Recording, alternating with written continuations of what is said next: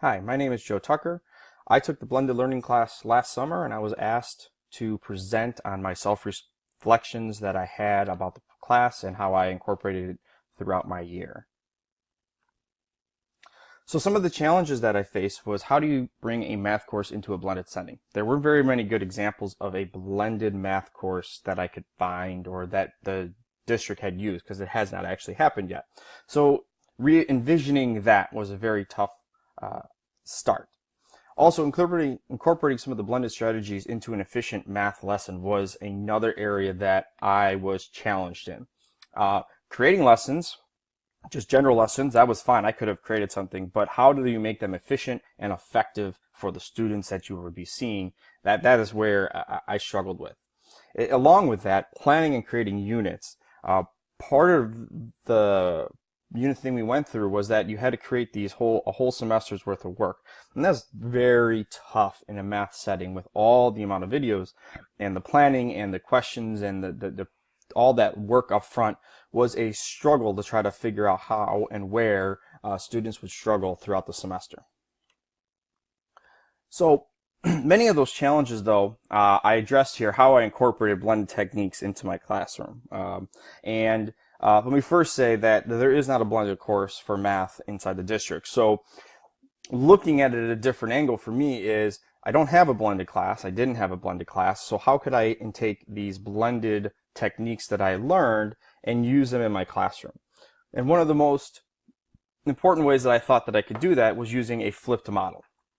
And flip model basically is where the students do a lot of the learning outside the classroom and come inside the classroom. You kind of review what they did outside, and then you do practice and activities in class on those notes from the previous night. So the quote-unquote homework is the lesson, and the classwork then is what would typically be their homework. So you're kind of flipping those two out.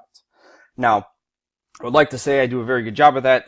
Last year, I did not. It's something that I need to continue to work on, and I try to phase in throughout. But some of these are some of the strategies that I use. Some of these are the technologies and websites and different things that I use. I'm going to exit out here. The first thing is I used, or I'm going to be using in my stats class Against All Odds, which is on statistics, and it says there's an error in the video, but they would be able to watch a video, answer a couple questions, do a couple example problems, and this would all be done at home. And then we'd come in and we'd kind of review that information. It's just very general, and then we take it to the next level with practice problems in class. Another thing that I found very helpful that I used last year in Classroom, I'm going to continue to use this year, is Google Classroom. Now, I don't use Google Classroom for submission of assignments. It is tough to find an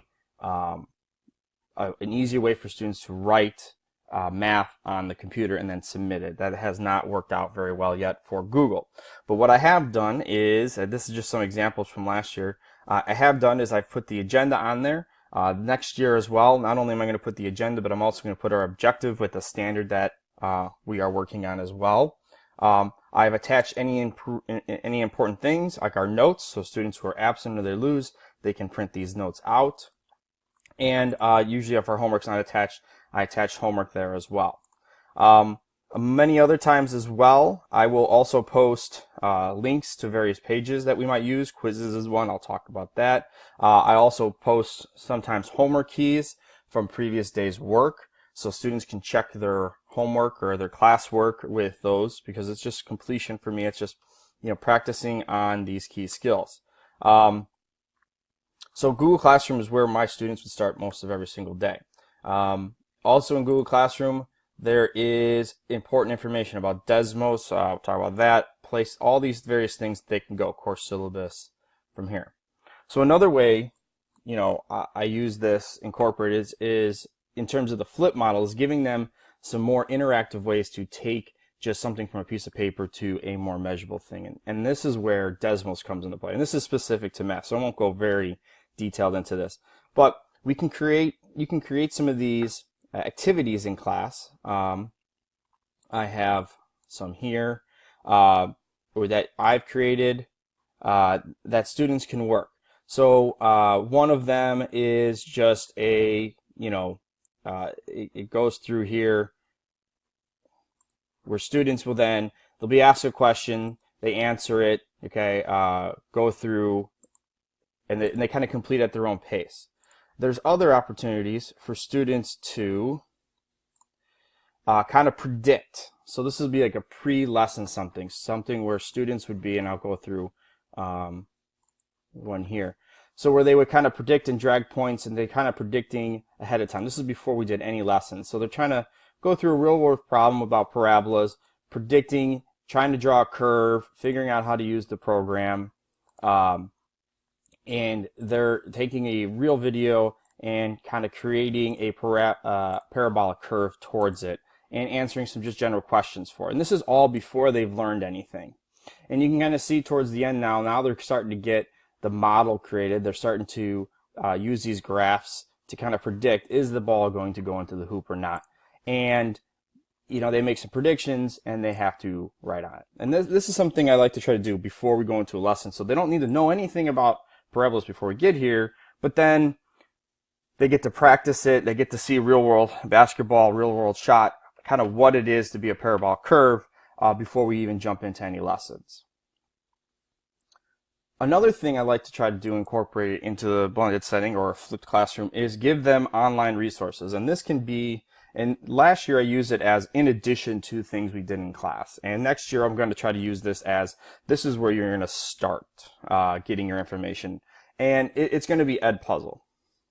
Edpuzzle is a website where you can post videos and you can create questions from there. So I didn't create these videos. A lot of these videos were created for me. You can see that some are from Khan Academy. But the great thing about these videos is that you can take any video you want and you can edit it and you can insert questions in here. Especially now that Office Mix is gone, this is my go-to for how I can get students to answer questions about the video going through. And unfortunately I deleted it last year, but then I also get all the results from these as well. So this is like in addition to. So in the flip model, most likely I would use an idea between either Desmos and Edpuzzle, kind of a combination of those videos with some problems in here where students would take notes on their own, answer some of these questions. This would be at home. And then when they came to the classroom, we'd have our traditional activity in class or practice and kind of answering. So most of the initial work, the setup, would be done using these websites or videos. The great thing about Edpuzzle too is I don't have to create all the videos, but if I did create a video, a screencast, I can create one and I can upload my own videos that I've created on screencast, and then I can insert questions at various times. So I can use the exact notes I want if I had something, a paper copy for them to do. And I have a lot of videos already. So this year my goal is to take all those old Office Mix videos, upload them on here, and add in questions at various points. And you can kind of see, and the best part about this is it connects right to Google Classroom. So other techniques, I've kind of talked about those. Another thing that I've incorporated, especially for assessment of students outside the classroom in a technology sense for math, has been tough. But one of the resources that I found very helpful is this website called Quizizz. It's very short, simple. I can make a Unit 10 quiz review, 12 questions. I can do it live in class like Kahoot. I can do it as a homework game where I can assign them homework problems, set a due date and a time. I can shuffle the questions and answers. And then the best part about Quizizz and Edpuzzle and Desmos, all those things, is they all work with Google Classroom. So I can just immediately, if I wanted to here, proceed, and then I can immediately share it on Google Classroom right away.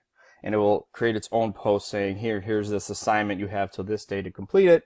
And then it will show up on my on the Google Classroom that when students have completed those quizzes. So they're great assessment tools, nice formative assessment tools that you can use. You can do them in the class and we can do them out.